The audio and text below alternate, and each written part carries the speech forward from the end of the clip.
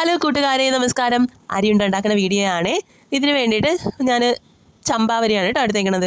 പച്ചരിയോ ചാക്കരിയോ നമ്മൾ ചോറ് വെക്കണ ഏതരിയാണെങ്കിലും എടുത്താലും യാതൊരു കുഴപ്പമില്ല. ഒരു ബൗൾ അരിയും പിന്നെ ഒരു നുള്ളൊരു പിടിയും കൂടി കൂടുതൽ എടുത്തിട്ടുണ്ട്. അരി നന്നായിട്ട് നല്ല വൃത്തിയായിട്ടൊന്ന് കഴുകിയെടുക്കണേ. എത്ര വെള്ളം കഴുകണമാണോ നമുക്ക് തൃപ്തി അത്രയും വെള്ളം അരി നന്നായിട്ടൊന്ന് കഴുകിയെടുത്തതിന് ശേഷം ഒരു കുഞ്ഞരിപ്പയിലേക്ക് മാറ്റി വെക്കണം. അതിൻ്റെ വെള്ളമൊക്കെ ഒന്ന് വാർന്ന് പൊക്കോട്ടെ.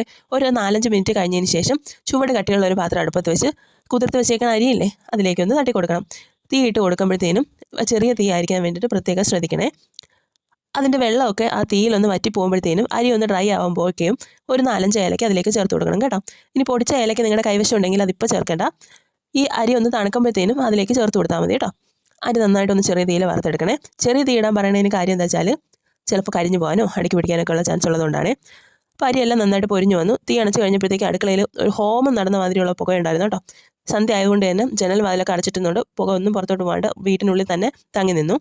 അരി തണുത്തതിന് ശേഷം നനവില്ലാത്തൊരു മിക്സിയുടെ ജാറിലേക്ക് മാറ്റി നന്നായിട്ടൊന്ന് തരികളില്ലാണ്ട് പൊടിച്ചെടുക്കണം കേട്ടോ. നന്നായിട്ട് പൊടിച്ചെടുത്ത അരിയിലേക്ക് അതേ ജാറിലേക്ക് തന്നെ ഒരു ബൗൾ ശർക്കര ചീവിയതും കൂടി ചേർത്ത് നന്നായിട്ടൊന്ന് ഇളക്കി കൊടുക്കുക. ഒപ്പം ഒരു ബൗൾ തേങ്ങയും കൂടി ചേർത്ത് വീണ്ടും നന്നായിട്ടൊന്ന് ഇളക്കിയിട്ട് അതൊന്ന് നന്നായിട്ട് പൊടിച്ചെടുക്കണം. പൊടിച്ചെടുത്ത മിശ്രിതം ഒരു ബേസിനിലേക്ക് മാറ്റിയിട്ട് ചെറിയ ചെറിയ ഉണ്ടകളായിട്ട് നമുക്ക് ആവശ്യാനുസരണം നമ്മുടെ ഇഷ്ടത്തിനുള്ള ആകൃതിയിൽ ഉരുട്ടിയെടുക്കാം കേട്ടോ. ഇതിൽ നെയ്യോ അണ്ടിപ്പരിപ്പോ ബദാമോ മുന്തിരിങ്ങയോ എന്ത് വേണമെങ്കിലും ചേർക്കാം. അതിനൊന്നും യാതൊരു കുഴപ്പമില്ല കേട്ടോ. ഏത് ഡ്രൈ ഫ്രൂട്ട് വേണമെങ്കിലും ഇതിലേക്ക് നമുക്ക് ചേർത്ത് കൊടുക്കാം. നെയ്യ് ചേർത്താലും ടേസ്റ്റ് കൂടുതലാണ്. അഥവാ നമ്മളിങ്ങനെ ഉണ്ടായിട്ട് ഷേപ്പിന് ഉരുട്ടിയില്ലെങ്കിലും ഈ ഒരു പൊടി നല്ല മധുരമുള്ള നല്ല പഴുത്ത പാളയംകുടനോ മധുരമെണ്ണം പഴമോ കൂട്ടിക്കുഴച്ച് കഴിക്കാനും നല്ല ടേസ്റ്റാണ് കേട്ടോ. ഇപ്പോൾ ഷേപ്പിന് നല്ല ഷേപ്പ് ഇപ്പം നമുക്ക് വേണമെന്നൊന്നുമില്ല. നമ്മളെ വീട്ടിലുള്ളവർക്ക് കഴിക്കാൻ തന്നെ അല്ലേ.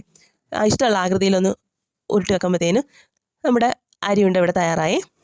ഇത് സാധാരണ റൂം ടെമ്പറേച്ചറിലോ അല്ലെങ്കിൽ ഫ്രിഡ്ജിലോ ഒക്കെ നമുക്ക് സൂക്ഷിക്കാവുന്നതാണ്.